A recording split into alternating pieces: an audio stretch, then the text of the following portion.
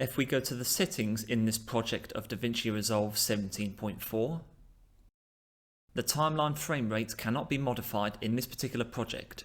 If you are in a similar position, here's how you can move all your work from one timeline into a different one with a different frame rate. Inside my project edit window, I will hold in Control and press N to insert a new timeline. Use Command instead of Control if you are a Mac user. Inside the Create New Timeline window, untick Use Project Settings, go to Format, and choose your preferred frame rate. In this example, I will select 30, click Create. In the thumbnail view of the Media Pool master bin, a shortcut to the second timeline will appear.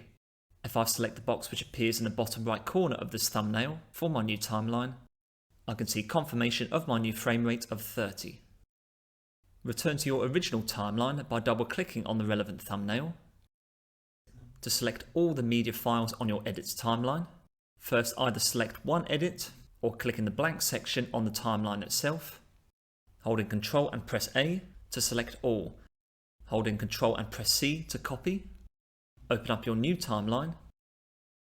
Click on the blank timeline to make sure that this area is selected before holding in Ctrl and pressing V to paste. And your pasted media clips should now comprise of a frame rate which is the same as that which you have set your new timeline.